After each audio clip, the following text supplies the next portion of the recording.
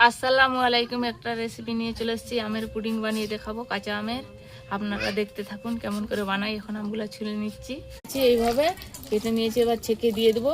Pudding বানানোর জন্য আমটা রস করে নেবো, দিয়ে পানি দিয়ে দেবো পরিমাণ মতো, দিয়ে আমটা সিদ্ধ করে নেবো, দিয়ে পুডিং বানিয়ে নেবো। ছেঁকে রসটা নেবো খালি। এইভাবে আমটা সিদ্ধ হয়ে গেছে, এইভাবে মেখে নিচ্ছি। সিদ্ধ হয়ে গেলে আমটা সিদ্ধ হয়ে গেছে, এইভাবে ম্যাশ করে নিচ্ছি। ম্যাশ করে নামিয়ে পুডিং বসিয়ে দেবো, কাঁচা আমের পুডিং। এভাবে ছেঁকে নিয়েছি, রসটা বের করে নিয়েছি। খালি রসটা লাগবে পুডিংয়ের জন্য, এইটা লুবনি, এটা রয়ে যাবে। এটা বানাবার জন্য কড়াইটা বসিয়ে দিলাম। সেই রসটা আগে থেকে ছেঁকে রেখেছি, এটা দিয়ে দিলাম।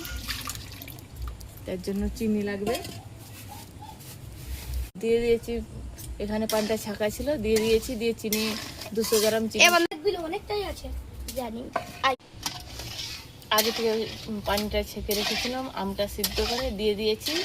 200 গ্রাম চিনি ছিল, দিয়ে দিয়েছি। এবারে আগার আগার পাউডারটা দিয়ে দেবো। দিয়ে ঠান্ডা থাকায় এরকম মাখিয়ে নিতে হবে, গরমে দিয়ে যাবে না আগার আগার পাউডারটা পুডিংয়ের জন্য। দিয়ে আমের মিশ্রণটা বের করে রেখেছিলাম, এরকম করে ফুটিয়ে নিয়েছি। বেশি ফুটানো চলবে না, এই পুডিংটা বসে যাবে। নামিয়ে নিচ্ছি এবার। পুডিংটার জন্য তৈরি হয়ে গেছে, রস দিচ্ছি, হয়ে গেছে। এইভাবে ফুটে গেছে, একটু ফুটে গেলেই হয়ে যাবে। এটা ঢেলে নিচ্ছি। কাঁচা আমের পুডিংটা কোনো কিছু দেবো নি, এমনিই হয়ে যাবে। পুডিংটা জমতে দিয়েছিলাম, পুডিংটা জমে গেছে ঠিকঠাকভাবে।